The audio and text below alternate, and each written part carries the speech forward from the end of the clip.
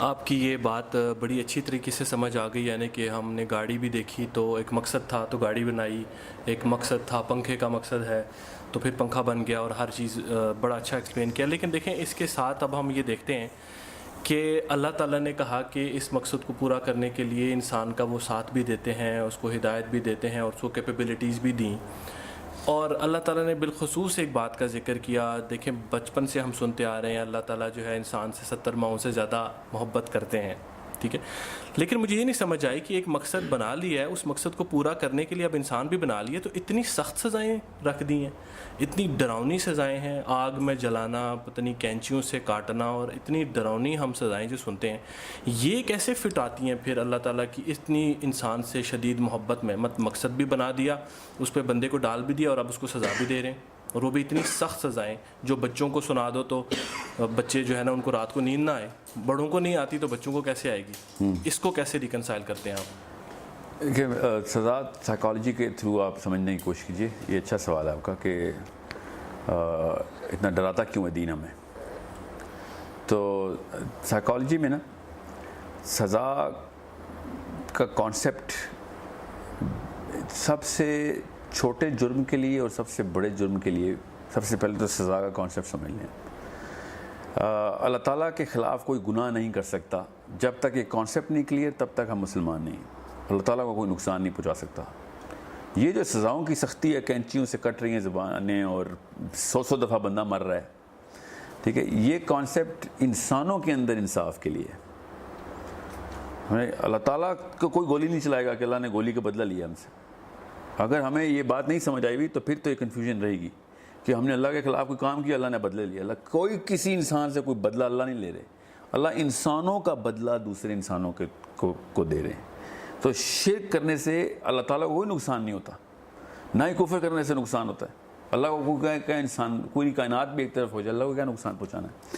سو اللہ تعالیٰ اس انصاف کو بتا رہے ہیں کہ اگر ایک بندے نے فار ایگزامپل آپ کے بچے کو مار دیا ہے، ٹھیک ہے، تب آپ کے اندر سے خود ہی آواز آئے گی کہ اس کو وہ سزا دی جائے جو اس تکلیف کے برابر ہو جو مجھے پہنچی ہے، ٹھیک ہے۔ آپ ایک بندے نے 100 انسانوں کو قتل کر دیا تو اس کو کتنی دفعہ قتل کر سکتا ہے انسان؟ ایک دفعہ، اس کے بعد تو جان ہی چلی گئی۔ اب دنیا 100 پھانسیاں دیتی ہے، اس بیچارے جسم کو کیا پھانسی لگنی، وہ مر چکا ہے، اس کو باقی کی 99 پھانسیاں صرف اور صرف مذاق ہوتا ہے۔ ایک مرے ہوئے جسم کو تو تکلیف ہی نہیں ہوتی، اور باقی کے جو 99 ماں باپ کے بچے اس بندے نے مارے ہیں اس کا کوئی انصاف نہیں ہو سکتا۔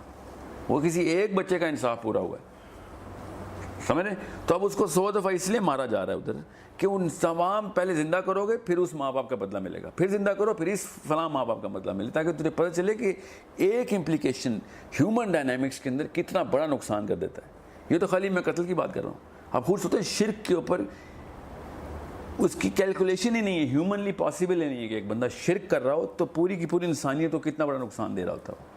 یہ تو تب ہم سوچیں جب ہمیں پورا کا پورا مقصد انسانیت پتہ چلے کہ اسلام کس طریقے سے سیٹلمنٹ کرتا ہے کہ پوری انسانیت کی بقا جو ہے وہ وحدانیت کے اندر چھپی ہوئی ہے۔ جب ہمیں یہ پتہ چل جاتا ہے تب پتہ چلتا ہے کہ یار پھر ایسی کڑی سزا ہونی چاہیے تھی نا شرک کی، کہ اس نے پورے کے پورے اربوں خربوں انسانوں کو نقصان نے پہنچا دیا۔ اللہ کو شرک سے کوئی نقصان تھوڑی ہو رہا ہے، خالی ایک کن کی دیر ہوتی، شرک ہی ختم ہو جانا تھا۔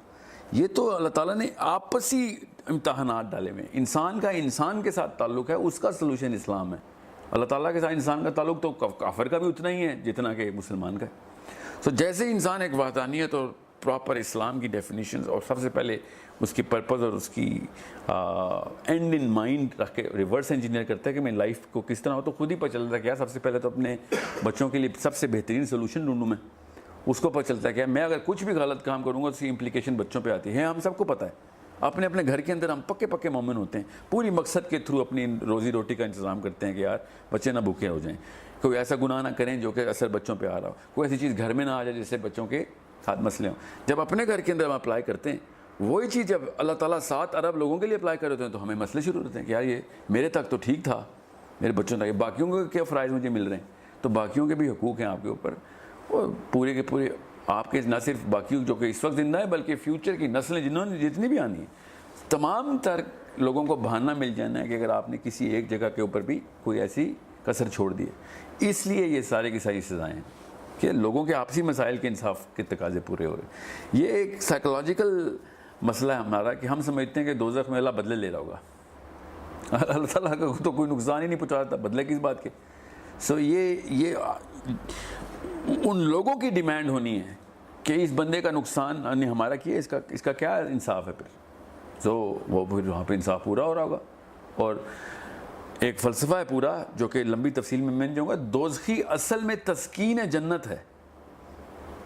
دوزخ کا کانسیپٹ ہی تسکین جنت ہے. سب سے بڑی جنت یہ ہے کہ ہمیں دوزخ میں نہیں ڈالا جا رہا.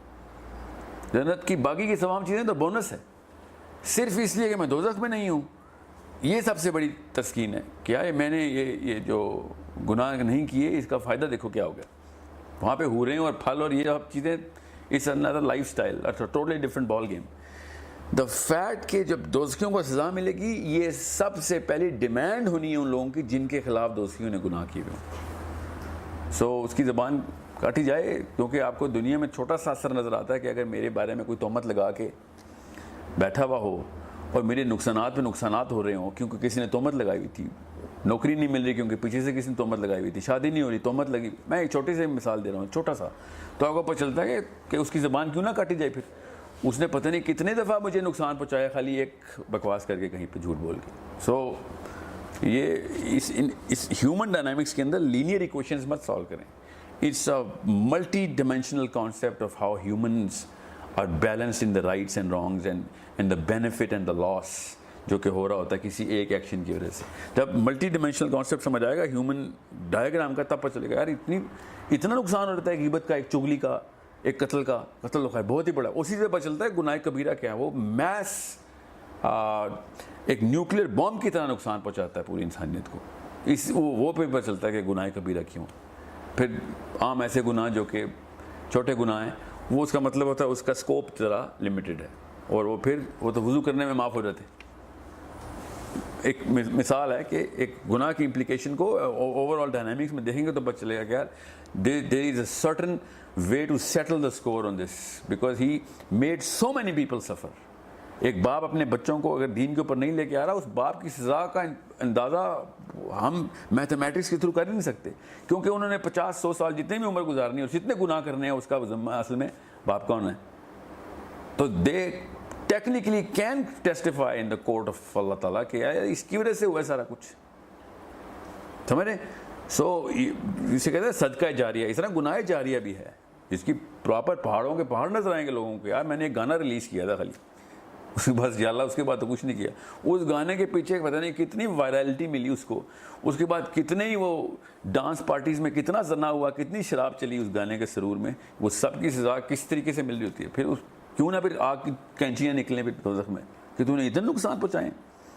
تو اس مین ورسز مین ڈائیگرام جو کہ جنت اور دوزخ میں ہو رہی ہے. نو ڈائیگرام ان اسلام از مین ورسز اللہ. اللہ تعالیٰ نے ایک دفعہ بھی نہیں کہا کہ تم نے میرا نقصان کر دیا یا تم تو اللہ کو نقصان پہنچانے جا رہے ہو. یہ تو کانسیپٹ ہی کہیں سے آیا ہے ہمارے اندر سائیکولوجیکلی، کیونکہ فرسٹ پرسن اللہ تعالیٰ خود ہیں تو ہم سمجھتے ہیں کہ اللہ اپنا غصہ اتار رہے ہیں ادھر. کہ کہیں پہ یوم الدین میں اللہ تعالیٰ کے سامنے ہم کھڑے ہوں گے، اللہ ایک کٹہرے میں ہوگا ہم دوسرے کٹہرے میں ہوں گے، نعوذ باللہ. اللہ تعالیٰ از دا جج، اللہ تعالیٰ از ناٹ دا مدعی اور نہ ہی the petitioner nor the defendant. So this is the question that you asked, I hope. Yes, sir.